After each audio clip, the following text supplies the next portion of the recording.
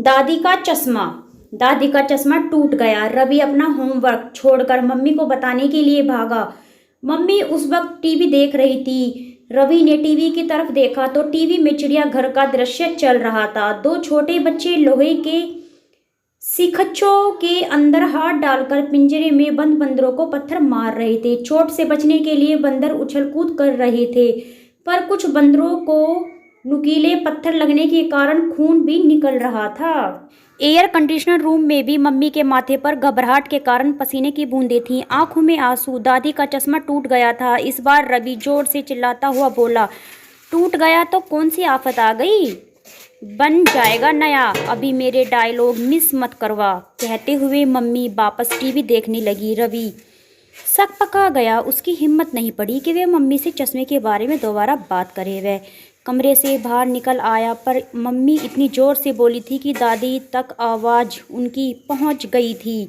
दादी ने देखा कि रवि मुंह लटकाए हुए उन्हीं की ओर चला आ रहा था।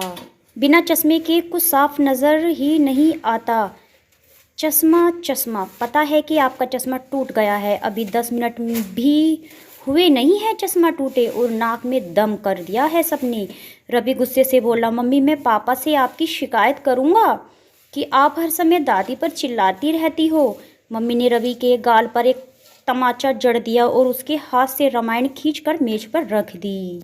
रवि रोता हुआ अपने कमरे में भाग गया और कुछ देर बाद ही सो गया। शाम को जब वह सोकर उठा तो उसे बाहर के कमरे से पापा की बोलने की आवाज़ सुनाई दी। वह दौड़ते हुए पापा के पास पहुंचा। पापा ने उसे देखते ही गले से लगा लिया और बोले, देखो मैं तुम्हारे लिए क्या लाया हूँ। रवि ने देखा कि सोफे पर लाल रंग का एक सुंदर सा क्रिकेट बैट रखा हुआ था। रवि खुशी से उछल पड़ा। बैट को देखते ही रवि अपना सारा दुख भूल गया और अपने दोस्तों को दिखाने के लिए तीर की तरह घर से बाहर निकल गया। दोस्तों के साथ खेलकर जब थोड़ी देर बाद लौटा तो मम्मी पापा किसी बात पर हंस रहे थे। मम्मी उसे देखते ही बोली, पता है तुम्हारे पापा हमें घुमाने के लिए तुम्हारी मनपसंद जगह मनाली लेकर जा रहे हैं। मनाली का नाम सुनते ही रवि खुशी के मारे उछल पड़ा और बोला, अरे वहाँ तो बहुत मज़ा आएगा। हम सब एक दूसरे को बर्फ़ के गोले फेंक कर मारेंगे। मम्मी मुस्कुराते हुए बोली, अब चलो जल्दी से सब खाना खा लेते हैं, कल पैकिंग भी करनी है, हम परसों सुबह ही निकलेंगे। और तभी रवि को तुरंत ही दादी के चश्मे का ध्यान आया और वह बोला, पापा दादी का चश्मा टूट गया है। अरे तो तुम्हें मुझे दिन में ही फ़ोन करके बता देना चाहिए था, पापा ने कहा। रवि ने मम्मी की ओर देखा, पर वह बिना कुछ बोले ही किचन में चली गई। पापा कुछ सोचते हुए बोले, हम मनाली से वापस लौट कर उनका चश्मा बनवा देंगे, पर दादी को तो बिना चश्मे के कुछ भी नहीं दिखाई देता है। रवि परेशान होता हुआ बोला, और तेरी दादी को कौन सी नौकरी करनी है? अंधेरे में आपको डर तो नहीं लगेगा?